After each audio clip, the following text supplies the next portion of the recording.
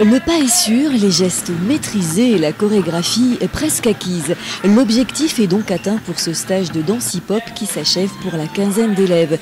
Des apprentis danseurs assidus puisque l'essentiel d'entre eux suivent à l'année des cours de Mohamed. À 46 ans, cette figure locale de Port-Saint-Louis a presque autant d'années de pratique de danse hip-hop. Un style qu'il découvre devant son poste de télévision au début des années 80 et qu'il pratique alors devant son miroir et au pied de son immeuble. À Port-Saint-Louis, bon, moi avec ma famille qui habitait Vauban, devant le bâtiment 12, les grands mettaient leur voiture et le son à fond et du coup moi je dansais là.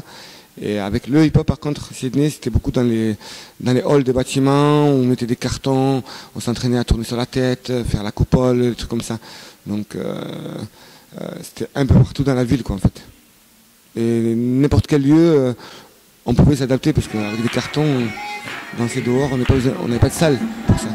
Justement parce qu'il veut transmettre aux autres les valeurs de cette danse, comme le respect et la solidarité, Momo, de son surnom, crée au début des années 2000 son association. Au départ, ils sont moins d'une dizaine, aujourd'hui plus d'une centaine de personnes, et toutes mettent en avant la pédagogie de leurs professeurs. Par contre, il n'aime pas la moquerie, c'est pas bien de se moquer des élèves, mais ils sont en train d'apprendre comme nous.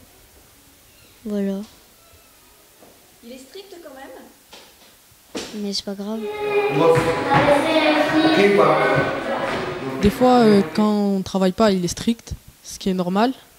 Mais sinon, il aime bien rigoler, il rigole avec nous. Mohamed n'oublie pas en effet pour autant que ses élèves sont aussi là pour s'amuser et c'est sur scène que ces danseurs en herbe prennent le plus de plaisir.